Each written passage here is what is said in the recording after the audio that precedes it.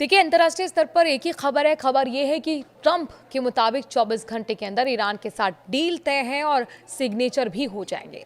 लेकिन इन सब के बीच में डील को लेकर ईरान का नेतृत्व तो राहत पा सकता है, उसके नेतृत्व के मुताबिक डील हो सकती है, लेकिन ईरान के लोग, ईरान की जनता को ये रास नहीं आ रहा है और ट्रंप से डील की खबरों पर सुलग उठा है ईरान।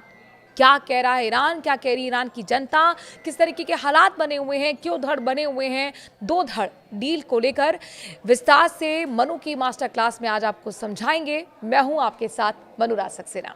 तो ट्रंप से डील की खबरों पर सुलग उठा है ईरान। सड़कों पर उतरे कट्टरपंथी, अरगाची को गद्दार बताकर खोला मोर्चा। अमेरिका और ईरान के बीच आज होने वाली ऐतिहासिक शांति डील को लेकर जहां एक तरफ दुनिया की नजरें टिकी हैं, तो वहीं दूसरी तरफ खुद ईरान के भीतर ही इस समझौते को लेकर भीषण विद्रोह जैसी स्थिति पैदा हो गई है। शनिवार को ईरान के कई बड़े शहरों में कट्टरपंथियों ने सड़कों पर उतरकर इस प्रस्तावित शांति समझौते को उग्र विरोध प्रदर्शन वहां पर देखा। प्रदर्शनकारियों का गुस्सा विशेष रूप से ईरान के विदेश मंत्री अब्बास अरगाची और संसद के अध्यक्ष मोहम्मद बाघेर गालिबफ पर टूटा है।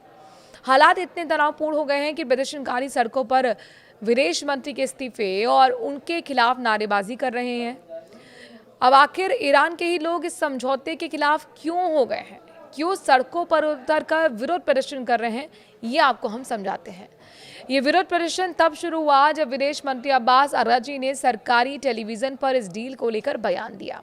इसके तुरंत बाद मशहद शहर में विदेश मंत्रालय के दफ्तर के बाहर दर्जनों कट्टरपंथी इकट्ठा हो गए। देखते ही देखते ये विरोध प्रदर्शन राजधानी तेहरान और अन्य शहरों में भी फैल गया। समाचार एजेंसी AFP और फार्स के मुताबिक प्रदर्शनकारियों ने विदेश मंत्री के खिलाफ बेहद तीखे नारे लगाए। अरगाची इस्तीफा दो, आत्मसमर्पण करना बंद करो, अराची शर्म करो, देश को धोखा देना बंद करो, सम्मान से समझौता करने वाले अराची मुर्दाबाद। दरअसल यहाँ पर ईरान के लोगों का, खासतौर पर जो कट्टरपंथी हैं, उस गुट का ये कहना है कि अमेरिका के सामने अराची झुक गए हैं। तो ईरान के कट्टरपंथी क्यों इस डील का विरोध कर रहे हैं, ये आपको समझना होगा। रॉयटर्स के मुताबिक प्रदर्शनकारियों कट्टरपंथी नेताओं का आरोप है कि ईरानी राजनयिक और वार्ताकार वाशिंगटन के सामने घुटने टेक रहे हैं और समझौते के नाम पर जरूरत से ज़्यादा रियायतें दे रहे हैं। कट्टरपंथियों के विरोध के मुख्य कारण ये हैं जो स्ट्रेट ऑफ हॉर्मुज पर नियंत्रण खोलने का डर है। उनको लगता है कि नियंत्रण अब खो जाएगा स्ट्रेट ऑफ हॉर्मुज पर। कट्टरपंथियों का मानना है कि समझौते से लागू होने से जल डमरू मध्य पर ईरान का जो दबदबा है, जो नियंत्रण है, वो कमजोर हो जाएगा। जबकि ईरान हमेशा से इस रास्ते को अमेरिका के खिलाफ अपने सबसे बड़े हथियार के रूप में इस्तेमाल करता आया है। परमाणु नीति से समझौता। ईरान के भीतर इस बात को लेकर भी राजनीतिक खींचतान बढ़ गई है कि क्या इस डील के चक्कर में देश के परमाणु कार्यक्रम और परमाणु अप्रसार संधि NPT के तहत अपनी प्रतिबद्धताओं को कमजोर किया जा रहा है।